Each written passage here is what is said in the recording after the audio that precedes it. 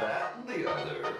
Hi everybody, I'm Danny C. Fletcher, and this is the This, That, and the Other show, and my guest today, special guest, is Dr. Amanda Ryan. Good morning. Hi, How are you, Dr. Danny? Ryan. How are you? I'm fine. How are you? I'm good. I had a nice weekend of a lot of paperwork and a little bit of sunshine, but it was nice. From what I understand, you're always working anyway. So, I hear that, yes. Let's see, so you're a cardiologist? I'm a cardiologist, an interventional cardiologist. That means I put stents in when you're having a heart attack. Okay. But you specialize in a couple other things too, right? I mean, overall cardio. I do. I work on people's legs, the veins and arteries in their legs. Okay. Evaluate people for aneurysms, treat their carotid arteries, make sure that people are safe before they have surgery from a heart standpoint. People with rhythm problems might have heard of atrial fibrillation before, which is a rhythm problem. Your rhythm often gets irregular and fast, can predispose you to strokes, so we treat those as well. Cardiology in a rural setting is just vastly different than in our urban areas. Right. Now, I always like to, on this show, kind of get the backstory of my guests. So, you're from like central Illinois, aren't you? I am. We all have a story. I'm going to say again, my why is definitely my grandfather. He was a hardworking construction man. He had his first heart attack at 36. He just had shoulder pain and out there building bridges in Illinois, and he thought that he had musculoskeletal problems. Of course, the treatment at the time, even if you had a heart attack, this would have been probably the 50s, 60s range. The treatment was to give you aspirin and you either lived or you passed. Those were kind of the options. Not many options there. No, but he really didn't recognize it until my grandmother got lung cancer and died. Again, different era. They both smoked 3 packs of non-filtereds. My grandmother was a secretary for the Secretary of State, and I can remember going to her office building and she was smoking at her desk. In Illinois? Yeah. Wow. And the Secretary of State's, now you're just kind of like, oh my God, there's no way that would be happening. But it was happening then. She actually got sick and died from lung cancer in 1988, and at just only 56, which was pretty devastating for my family. Yeah. But my grandfather only then, I think, stopped a minute to say, hey, I just don't feel very well. By then, he was about, I want to say it was about 62, 63, and he went in, had a heart catheterization, which back in the day, I don't know if you know, but it was kind of a real big deal. We went through people's leg, had to lay flat for 6-8 hours. It's a large artery in your groin, so it wasn't unusual for people to have complications, bleed from that artery, even pass away in the middle of the case. Patients had sandbags they had to lay on their groin for a good 6 hours. It was just a very different experience than what it is now. I think as you got to witness a little bit. So he had his heart catheterization. It showed significant blockages, and he went ahead and had open heart surgery. This was, again, February of '88. So 3 weeks in the hospital on a ventilator, looked ashen gray, just the whole, and I tell patients now, I had to tell someone last week that they needed open heart surgery. It's 3 to 5 days in the hospital. You are up, tubes out, walking day 1. That's amazing. It is. Some people are back to work at 6 to 8 weeks. The longest is about 10 to 12.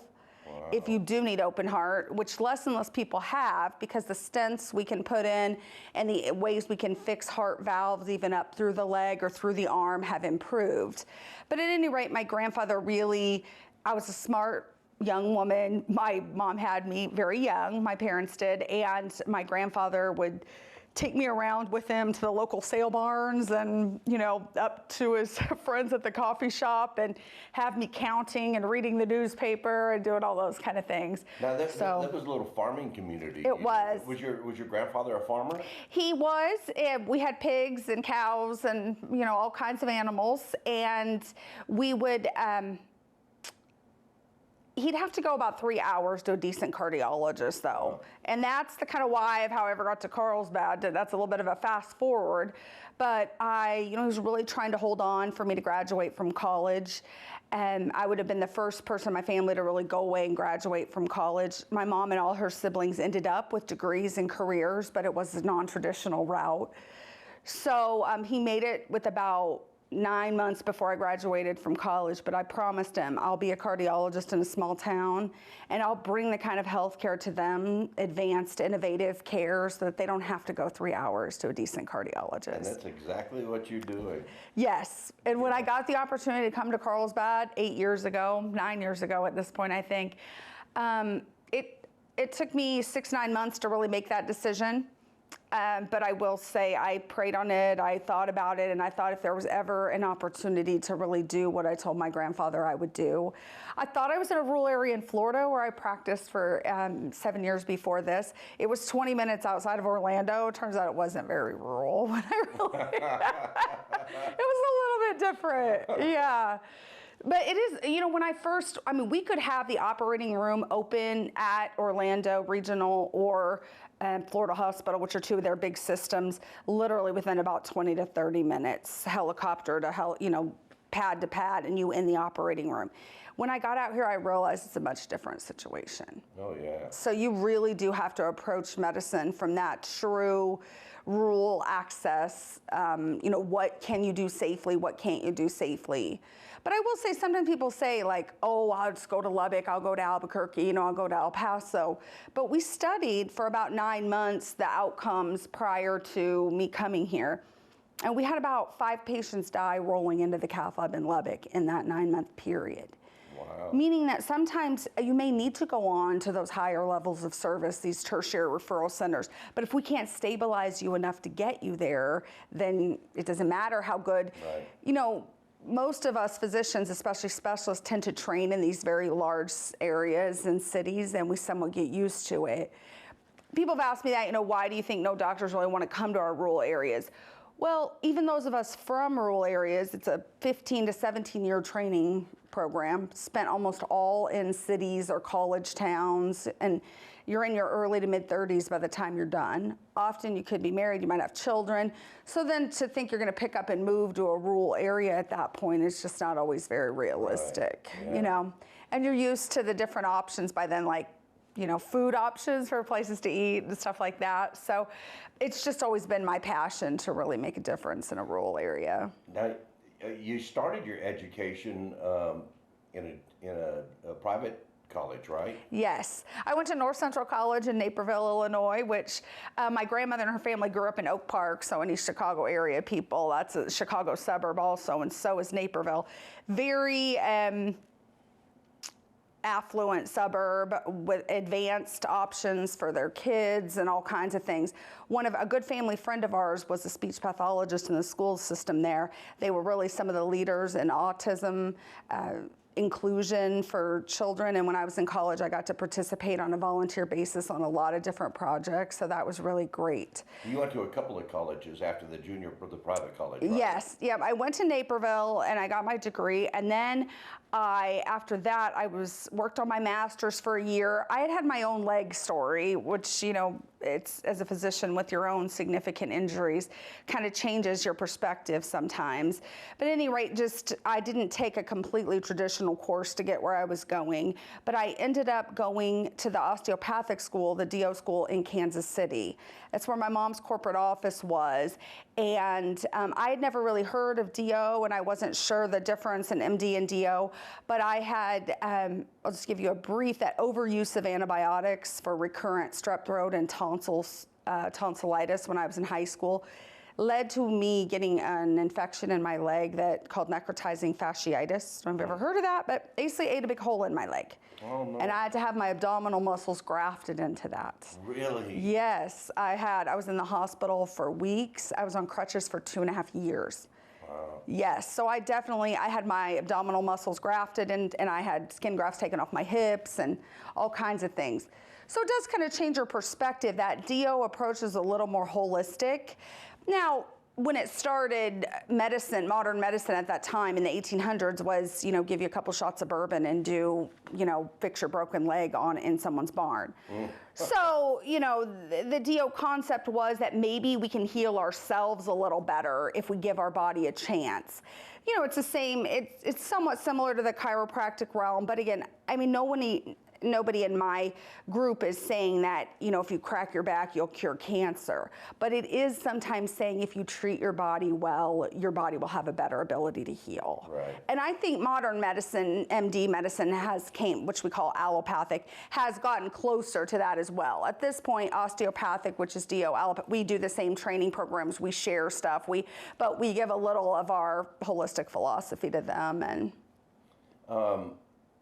your mom and your aunts were in the medical field. They are. They're all nurses, pretty much.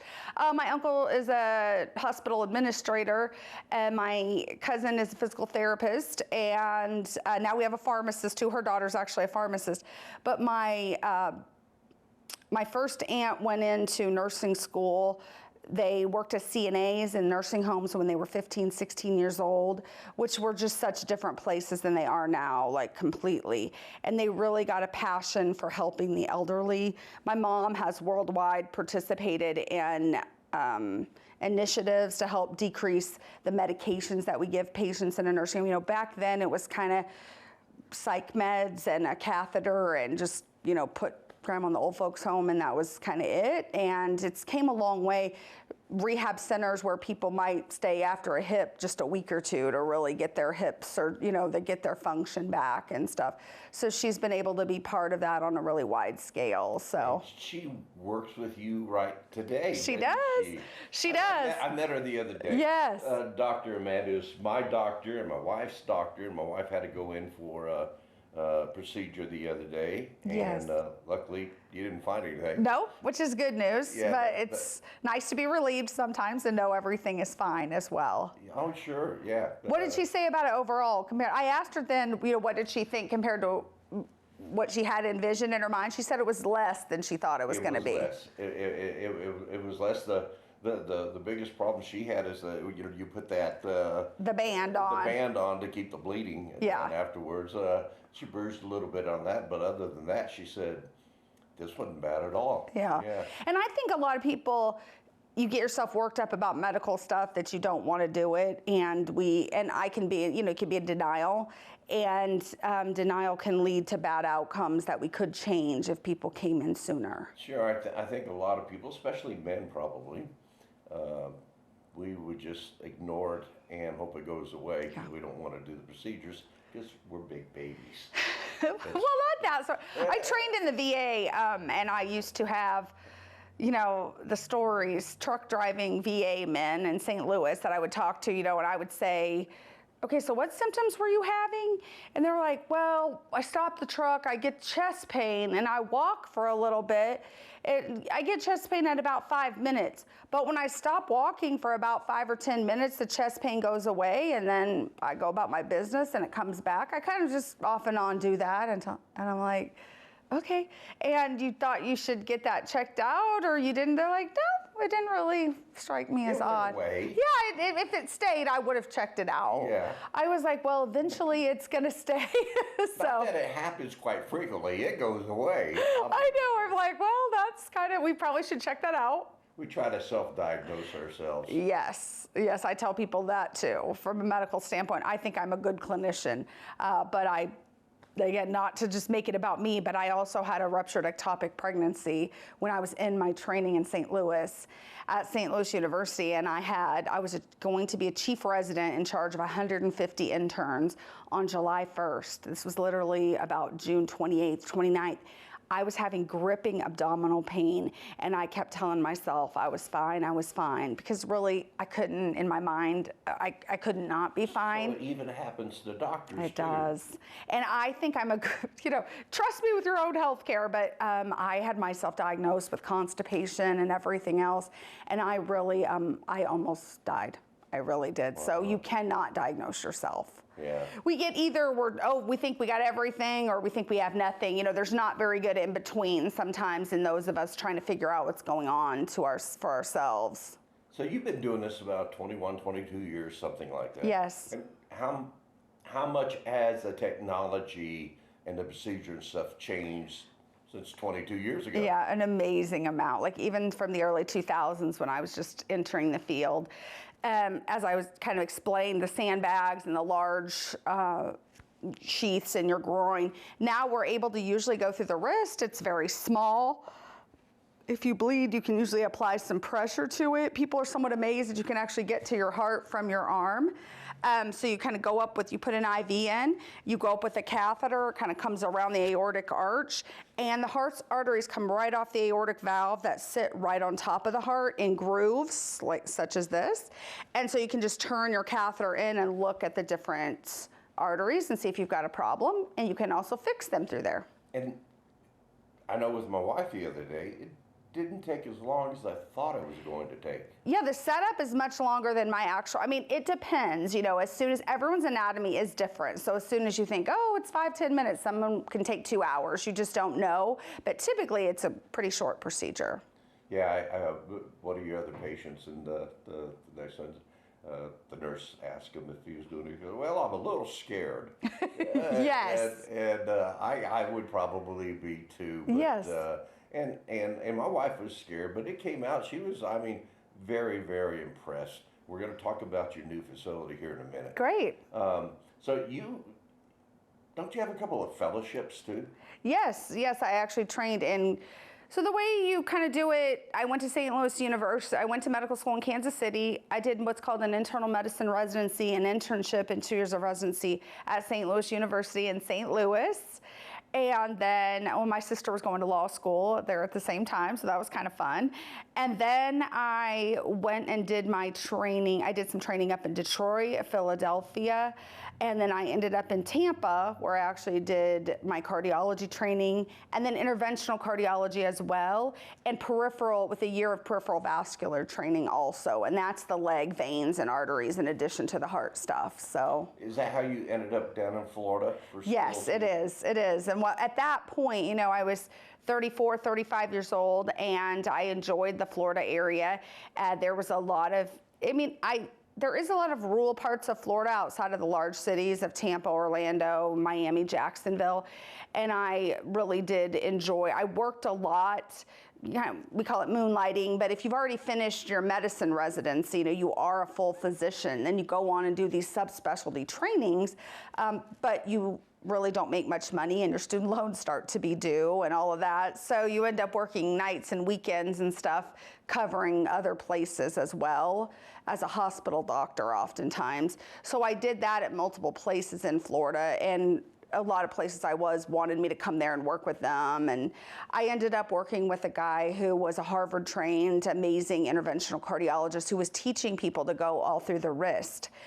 And in my fellowship, my doctors were a little more set in their ways, and they were all going through the groin. And it's definitely a learning curve to learn how to do a procedure in a totally different manner.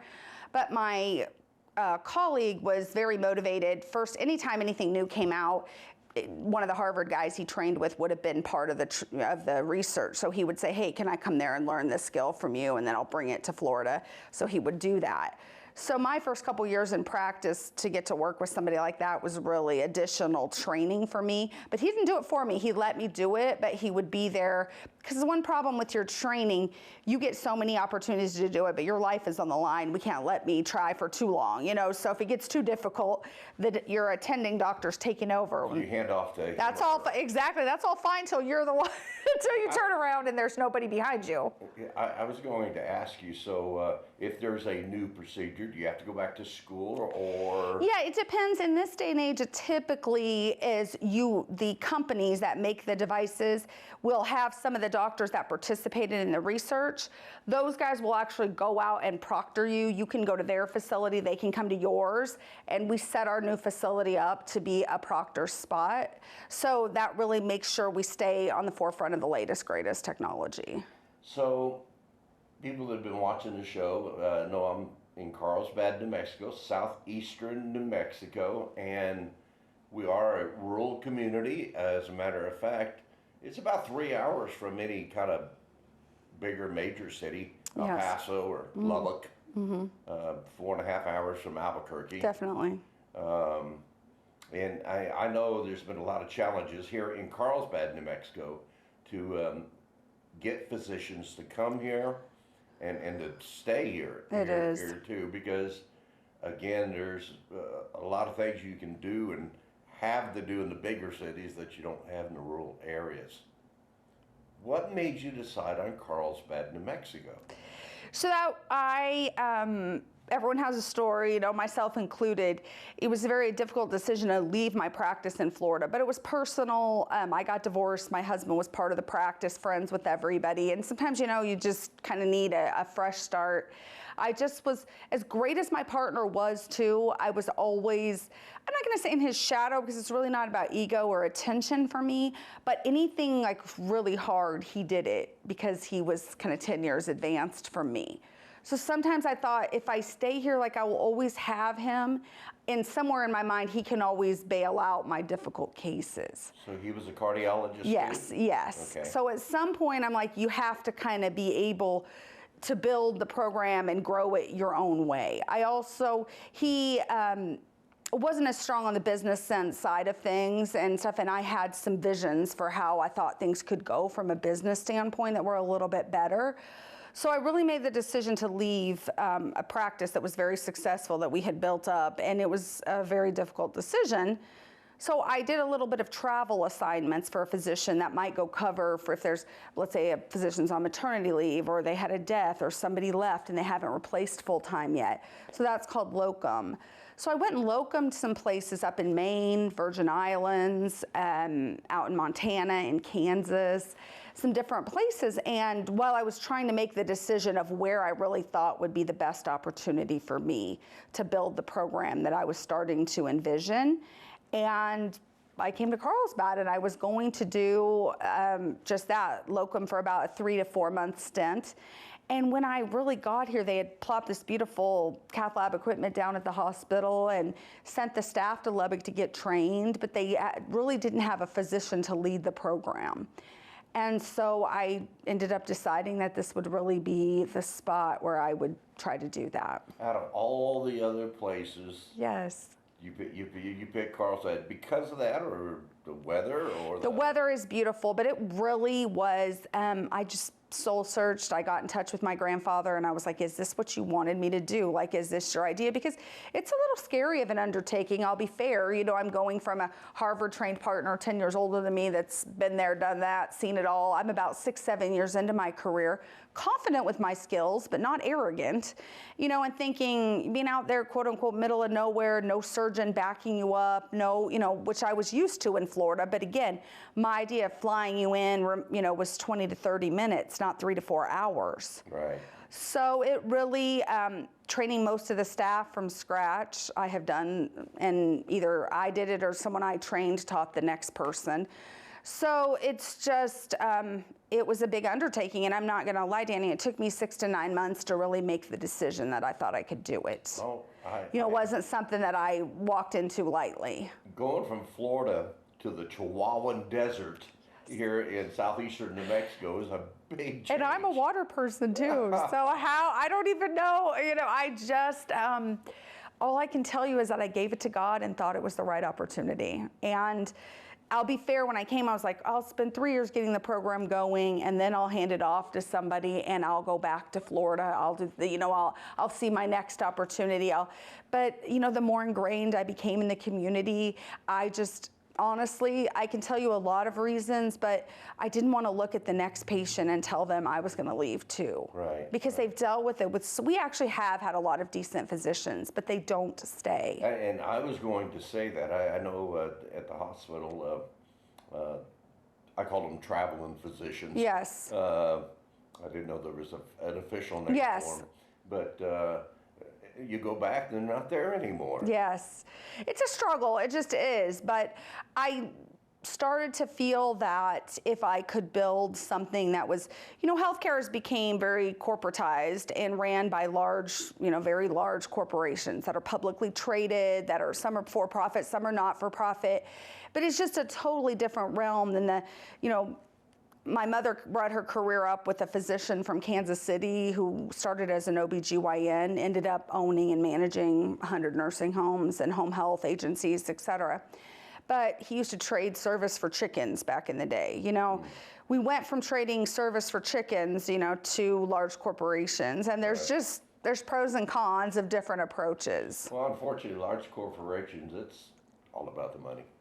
Yeah, It's all about it's the very financially, it's very financially driven, and they answer to, particularly when they answer to stockholders and stuff, it's just a different situation. And that's just the way the world is right It now. is. It is. And I'm jumping around here. That's Yeah. why we call it this, that, and the other. Yes. I don't have any Yeah. prepared questions No. for you. But I gotta say something. I met your mom for the first time. I didn't know she was your mom. Mm-hmm. I heard everybody working there calling her mom. And then I found out she was your mom. Yes, definitely. And my wife and I were talking after she had her procedure, and besides yourself, your mom makes that place. She's amazing. Everybody loves her. I call her customer service Karen because she definitely, in the nursing home industry where she came from, by the way, it's a tough to make people satisfied. No one really wants to ever have to utilize a nursing home for their family, no matter what, whether it's short-term or long-term. So she has spent 40 years in an industry that's very challenging. During COVID, she took care of the patients at bedside again. My mom's been a CNO, a COO for years. She actually went back to the bedside and really connected with patients during a very difficult time. Many of her patients passed away, no family members were allowed. She said she had one lady transitioning. She was FaceTiming with 50 of her family members as the 100-year-old lady passed. Wow. Which, we're all going to pass away, and she's 100 years old, but to think that she had to do it, without her 50 family members' support. But Karen was able to connect them as best she could during some very trying times. So she was ready to get back to the bedside. So from corporate, it's just she's been corporate America for 30 years.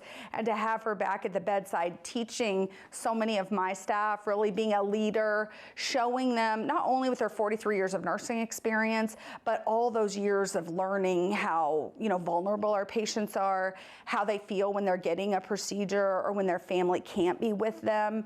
So I think she really gets that, as do.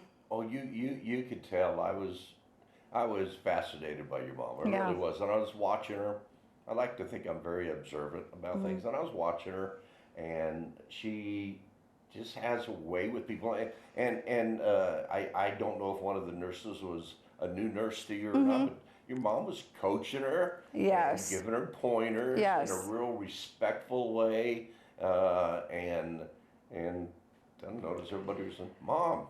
Yeah, well, we're definitely in a training mode. We've taken staff that have backgrounds, but not specific cath lab backgrounds, and we're really giving them a new skill set. We've been working on it for over a year, but it is so hard to get qualified help to come here. And in the cath lab world, for example, there's more cath labs than there are trained staff. So radiology technicians work a lot in cath labs, but they finish their training, they don't know anything. They know about radiation safety, they know about X-ray and CT, but they don't often know about the cath lab. So pretty much everybody, we have some OR scrub techs, been doing it for 20 plus years, but haven't actually done the cath lab. So it's a little bit of a transition. We have medical assistants from my office that have spent 5 to 8 years in cardiology, but have never done the invasive procedure part of things. So I really am focused on training these girls. I don't want this to be thought of as Dr. Amanda Ryan's practice. I really do want it to be thought of as AHVNM and advanced ASC, and then our foundation too, which is Partners in Heart Health. I want that to be thought of as the Southeast New Mexico, pinnacle of cardiovascular care. I want it to sustain long beyond me. Well, you've got the physician assistants that I've met at your facility, they're great. Yes, they are. Very knowledgeable. Yes. Very, very good. And your nurses and your front office staff too. It's a very friendly place to go. It's you don't feel uptight there or anything. You kind of feel like home. I did anyway. And it's stressful enough going to a medical procedure facility. We really do our best to try to make people feel comfortable, that there's no dumb questions, that there's no, if you need something, please let us know. It has been a challenge to find hand-picked staff, but I have an amazing staff. Yeah, I really do. I guess all over the country it's hard to get help, but It is. It's really hard in a rural area, isn't it? It is, it is. And again, I think training people from here and getting them the resources, which that's a big goal of our foundation too, is to help some of these guys go back and get additional degrees, certifications, so that they can really stay in this area. They are people committed to here, who've been here for generations in many instances, and I want them to stay and help the people. Right. We do have a lot of generational Yes. families here. Yes. We really do. You like training, don't you? I do. I mean, I've told everyone this might be my last completely train a whole group from scratch, but no, it has its challenges, but it's very rewarding. And when people care, my staff care. They want to take good care of patients. They want to challenge themselves to learn more. They want their parents to have an option for where to go for decent health care around here that doesn't have to be hours away. So they're very committed. If you care, I will teach you. I mean, that's somebody taught me. I don't know, sometimes we have this adage in medicine, we get, even with our nursing students, our medical students, we start just being mean to them and treating them like low man on the totem pole. I have never had that philosophy. Somebody trained me, I am here to train the next person. I have medical students from Burrell in Las Cruces, also from UNM up in Albuquerque. We enjoy having medical students. We have nursing students from our school, our local school. Like, we are here, we have a medical assistant that my mom and Veronica are actually training the medical student, or the medical assistant program now at the college. So we're really interested in training as many people as we can. Are you really? Mm-hmm. At Southeastern New Mexico College? Yes. You just changed the name. Yes, definitely. And we'd like to see some more programs develop. They have a nursing program, they have an OR scrub tech program, but we'd like a cardiovascular tech program and a rad tech program.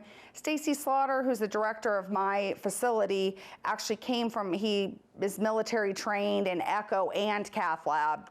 30 years of experience, 15 degrees, and almost finished with his doctorate as well, 4 masters, you know, just an amazing academic as well as hands-on person.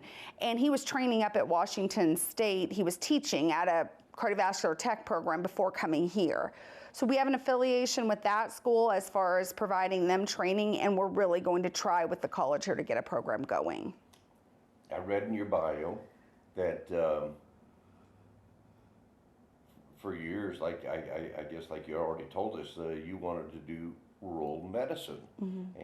and set up a facility in a rural city, county, and you've done just that here. I have. I set a goal, I achieved the goal. I do think that healthcare that is brought led by physicians and providers and MAs and nurses and CNAs, and I do believe that we can provide a different kind of health care than what we'll get in large corporate America, and that was definitely my goal. So Dr. Amanda Ryan has a beautiful, beautiful state-of-the-art facility. As a matter of fact, I brought my wife's brother. You met him Yes. The other day. Yes. He lives down in the middle of nowhere in Salt Flats. He was a farmer, and he usually travels to El Paso, which is about 110 miles away from where he lives in the middle of the desert. And he saw your facility, met you, and I think you got a new patient. Excellent. Yeah. There's so no. Impressed. He was so impressed with you. Your best marketing are your patients, that's for sure. I mean, one patient meets the next patient. You know, you give good care to people, they tell the next person. There's a lot of physicians that don't have your bedside manner, though. It's true. I'm sorry to say, they're a little arrogant. Yeah. Egotistical. Yeah, it's a tough group. I've always, again, this has never been about my ego. It has always been about the patient. It is what I saw. I told, you know, you might have heard me joke, but all the women in my family are nurses. And so they're like, oh, do they think you're so smart because you're a cardiologist? I'm like, no, they're nurses. They think they know more than me. That's the typical pattern. When I go home to Central Illinois, I'm like the same girl that left when I was 18, and they're happy to see me, but they do not think I'm so smart compared to them, because most nurses that have been doing it for 30 years, you know, they already know everything, so they don't need a... So how difficult is it, especially, let's say, your PAs, your physician assistants, you get them trained and something, and do they leave to Yeah, so that they can be either physician assistants or nurse practitioners, both similar on there.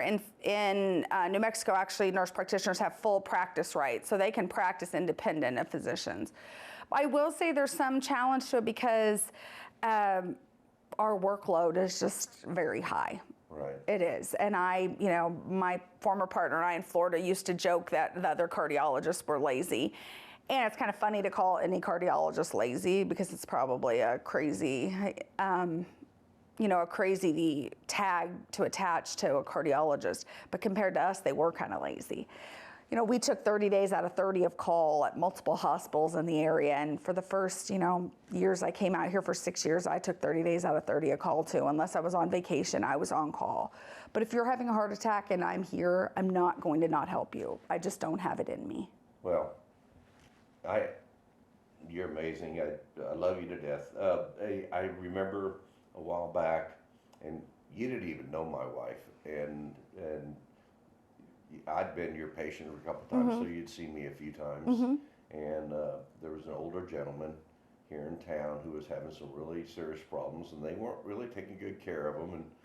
And she called you, and I don't know, I think you were on vacation. You called her right back, and you got that doctor in there. Yeah. And you were across the country somewhere. My phone works anywhere pretty much, so I definitely take the calls from Florida when I do go home and visit. I was so impressed with that. I mean, sometimes I just, this is a calling for me. It's not a job, obviously, and I'm willing. I mean, the work-life balance is a struggle sometimes, that's for sure. But I always tell people, call me. If you're my patient, I probably know you, your story. I know what your EKG looks like in my head. I know what your heart anatomy looks like oftentimes. If you show up at a local ER, if somebody calls me, I'm happy to tell them versus they don't know anything about you and they're trying to piece it together. So anything I can do to help you get the care that you need, whether I'm physically present or not, I'm always willing to do. Yeah, she even said, you do have a heart, Danny. Yeah, this is good news. We confirmed it. We sure did. So let's go back to this beautiful facility Yes. you have. And there's two sides of the building. And I guess you see patients on one side. Yes. And you do procedures. Yes. The state of the art. Yes. Surgical room. Do you Yes. have two surgical rooms? Yeah, Yes. I saw one of them. Yes. And and when my wife came out, she goes, they got everything in that room. Yes, we really do have state-of-the-art equipment. We partnered with Philips in the industry who makes our actual cath lab equipment. It is really one of the first true cardiovascular ASCs in a rural area. So much to the point that I'm a consultant for Philips, and nationwide, I'm helping other physicians model, create their models, decide if it's the right move for them in their rural area, and if so, how to do it, how to go about it. We were able to work with local contractors too. R12 and Cody May have done an amazing job with our facility. We have some architects that we used out of Dallas.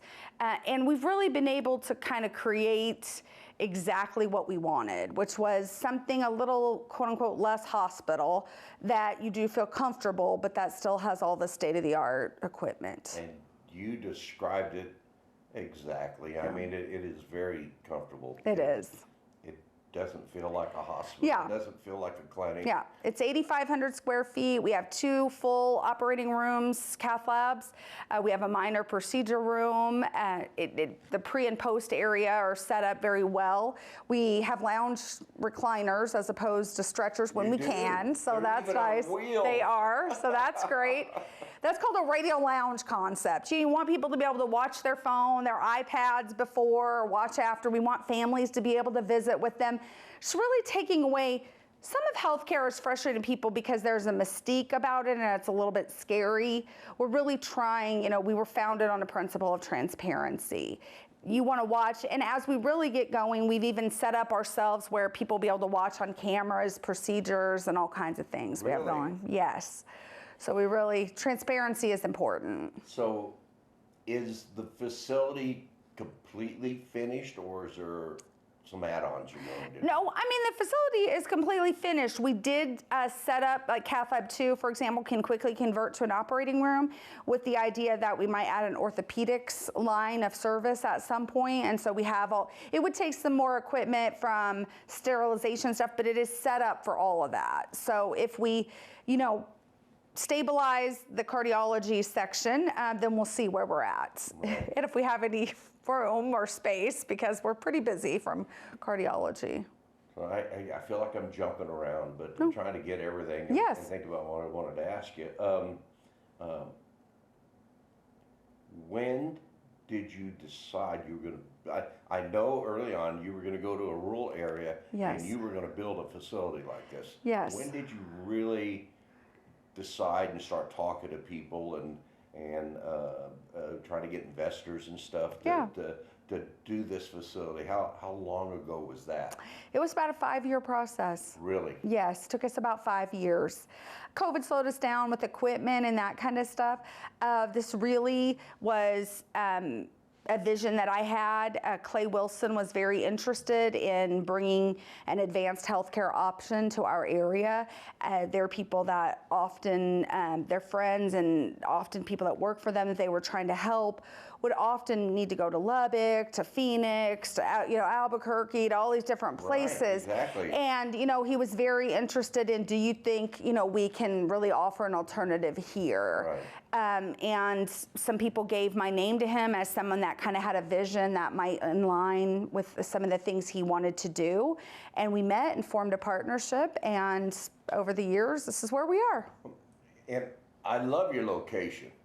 But that had to be a tough place to build. I mean, you had solid rock on that mountain right there. So I'm gonna let my male partner take the credit for that.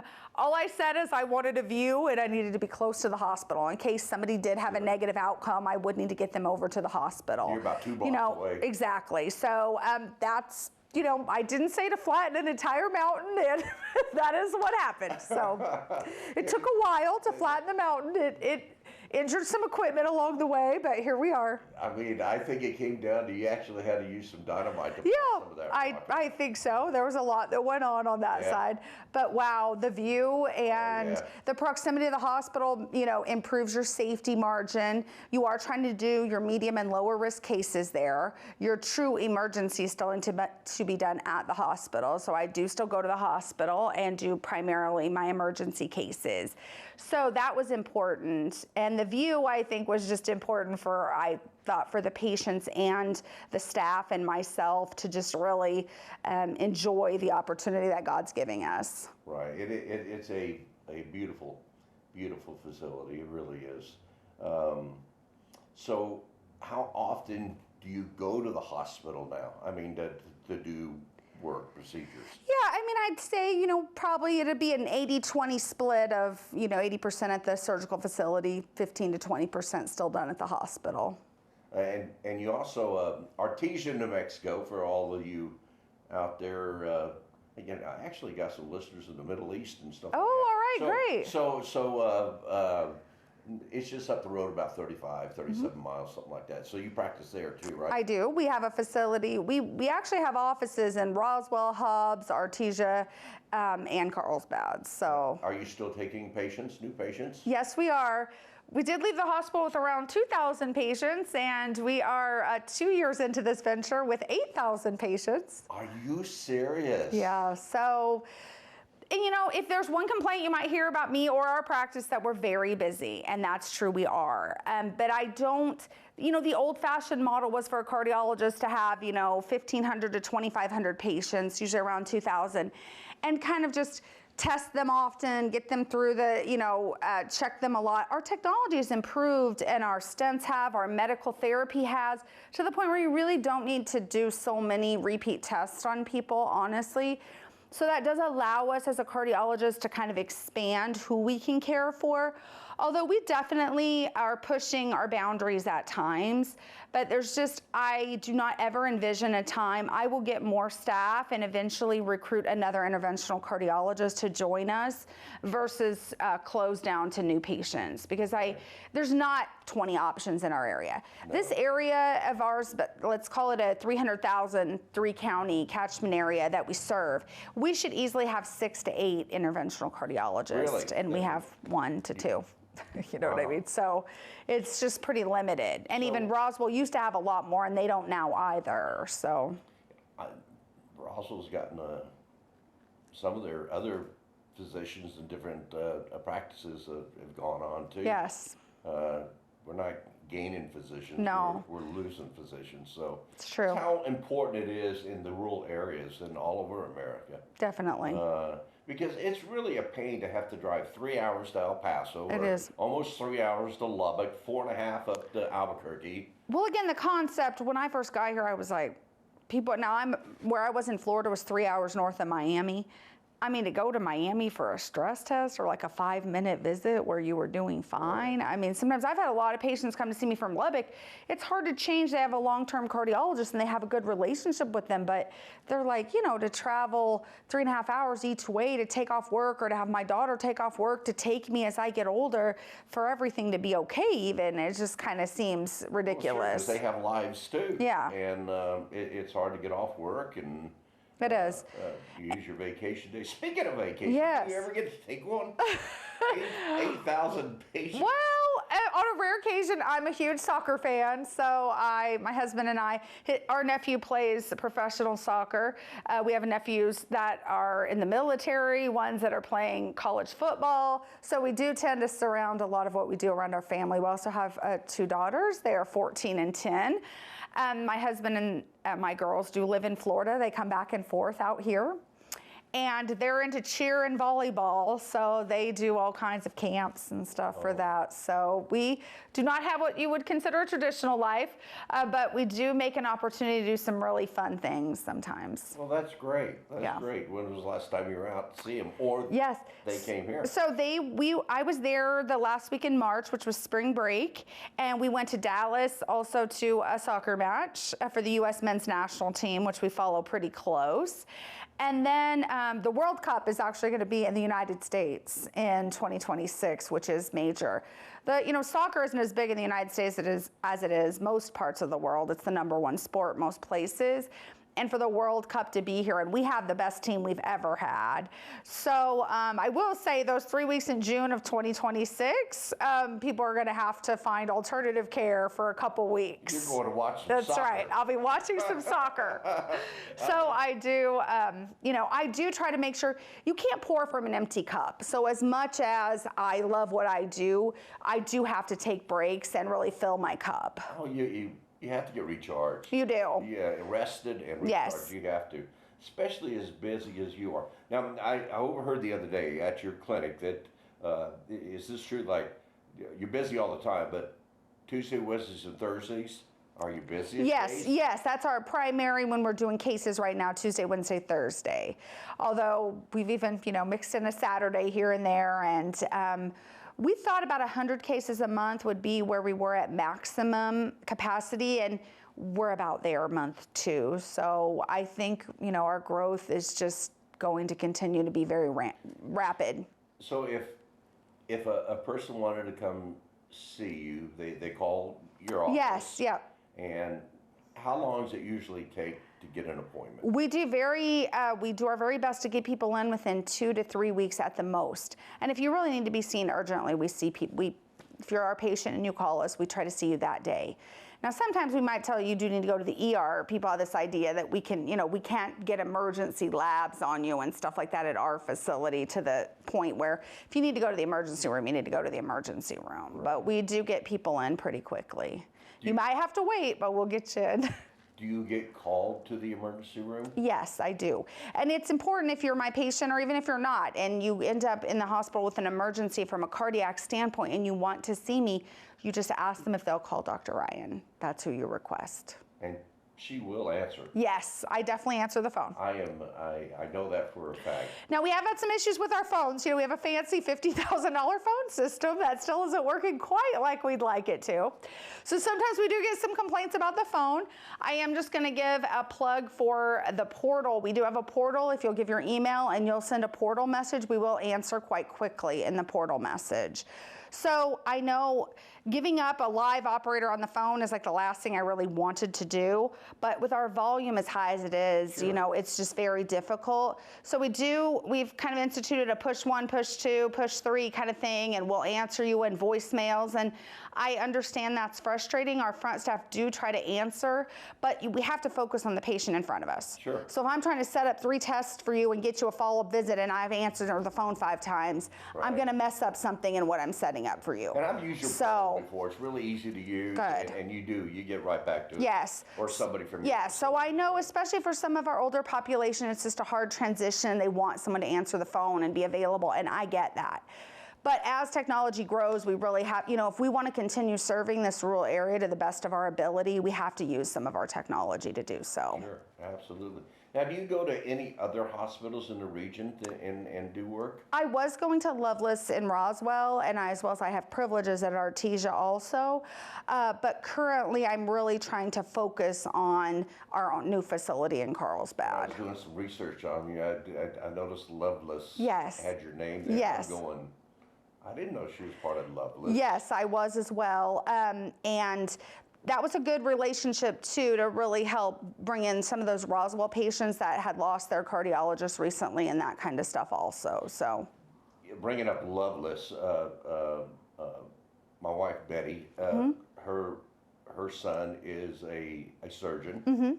He specializes in hernias and robotic stuff, and yeah, he does neat he's, stuff. Yeah. I was going to ask you about that.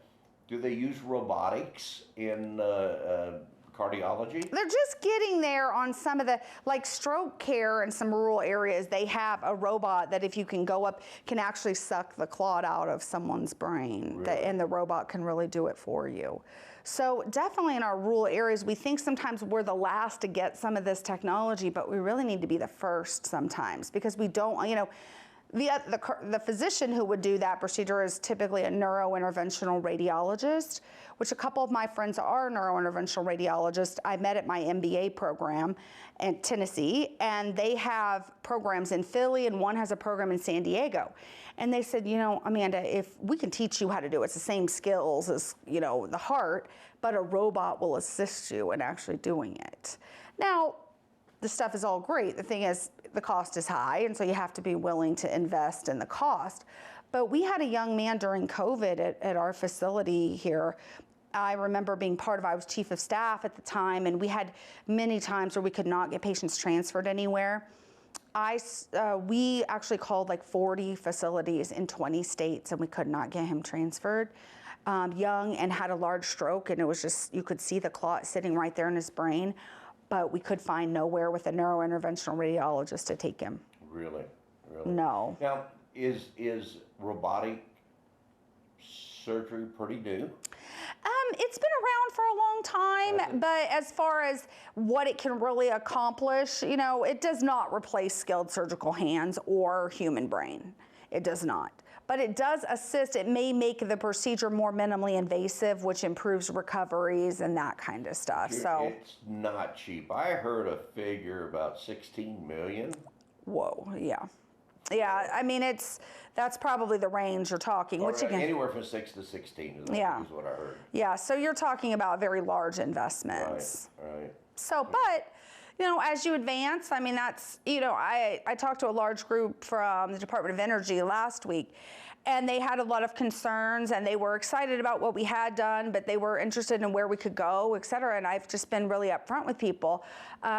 Advancement takes money, and so that's part of the reason for our foundation, so that we can really help get patients the education and help they need whenever they have limited financial resources. It's also to help get our staff trained, and it's also to buy some of this latest, greatest equipment. Because as much as we have multi-million-dollar equipment that's amazing, it has to be upgraded frequently, or you don't stay up. Or you don't stay up with the technology. Right. So, how often do you have, is there a, get retrained, recertified, re-something? How often do you have to go through that? It depends on your age and when you trained as a physician as far as what the rules are, but like I'm board certified in internal medicine, cardiology, and interventional cardiology, and on an every 10-year cycle, I have to renew all of those. So pretty much I'm always taking some kind of board exam. Again, I'm jumping around, but being a fellow, getting fellowship, that's important. Isn't it? Yeah. I mean, not every doctor is. It's definitely competitive. You know, it really is. I mean, I think there are, let's call it 200, 250 cardiology spots per year and 6,000 applicants for those 200 to 250 spots. Really? And the only people applying are the best of the best. I mean, I was intern of the year, resident of the year. I'm not saying about accolades, it's just realistic. That's the candidates that had to apply. You have 2 fellowships. Yes. Mm-hmm. So you really have to be, you know, have been involved in some research. You have to have stood out that you really had certain qualities to get those competitive fellowships. When do you sleep? I do. If I can go to bed at 10 o'clock at night, I do. I'm up about 3:30, 4 o'clock in the morning. But you know how you know that what you're doing is what you should be, because I'm up happy, ready to go at 3:30, 4 o'clock every morning. Ready to get after it. Yes, I am. Ready to do your job. Yes. Well, you sure can tell. And I'm an older guy, so I've seen a lot of doctors in my life, and I'm not just saying it because you're here. Your bedside manner, your personality, everything. You're great. I'm so glad you picked Carlsbad. Thank you. I am too. I'm really glad I picked Carlsbad, and I have goals of motivational speaking and yes, and doing my own podcast, and yes. Your mom was bragging on you, said that you want to be a motivational speaker. I do. And I can see that just talking to you. I'm motivated. Yes. I want people excited about healthcare again. You know, I will say my DOE talk, it was very nice. So often when I've talked to large groups here over the years about healthcare in general, it was kind of a negative. And just to see the positivity that they had about our new facility and what we were really trying to do, it felt good. I also have a passion for helping young women, particularly from varied socioeconomic backgrounds, really achieve their goals. Many of them were never encouraged, you know. Sometimes I ask my friends or my staff, you know, did anybody ask you, like, what did you want to be when you grew up, and, you know, or what your dreams were, or what your goals were?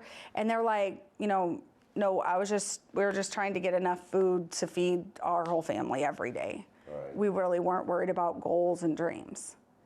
And so I want to help them recognize that, you know, you might have had children young, and you're already very busy, and finances are so difficult to even make it in the world today. But trying to help them really realize their true potential. You know, succeeding in college or programs and stuff is often not about how smart you are, but about your opportunities. Your grandfather was a farmer, and the rest of your family in the medical industry, stuff like that. You came from, you learned early on what hard work was all about. Nothing came easy. No, it doesn't.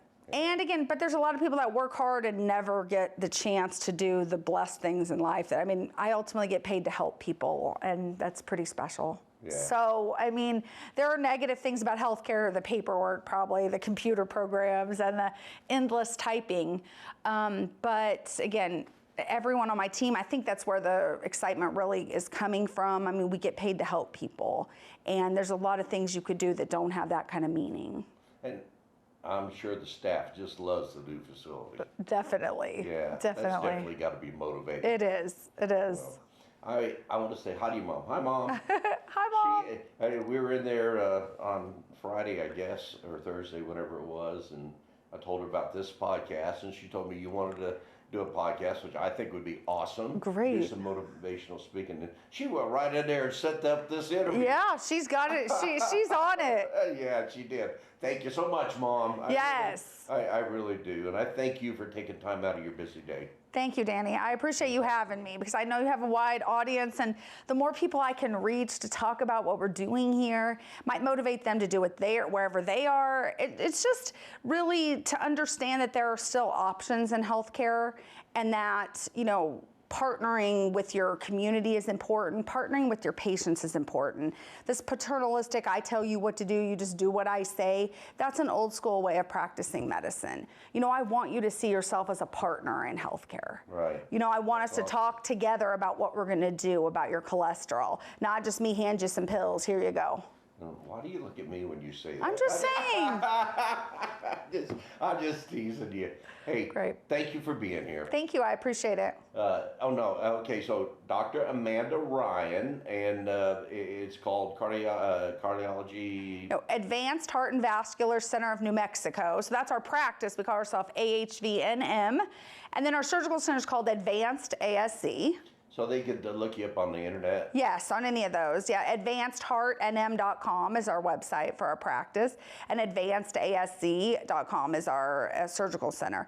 And then our foundation, again, is called Partners in Heart Health. We're having a dodgeball tournament at the beach on May 18th. Oh, wow. Yes, that's one of our first big fundraisers. We had a Heart Healthy Women's event. We're also going to have a casino night at the new venue here in Carlsbad in September. So we have all kinds of things coming. So on our website, our Facebook, please follow us so you can keep track of what we have going on. Well, if I could help you in any way, Great. let me do. I do a little marketing. That's my background. Yes. Marketing, advertising, media. Great. So anything I can do to help you. Thank you, Danny. I appreciate you. Thank you. Great. You've been watching This, That, and the Other Show. I'm your host, Danny C. Fletcher. My guest is Dr. Amanda Ryan. And oh, yeah. This, That, and the Other.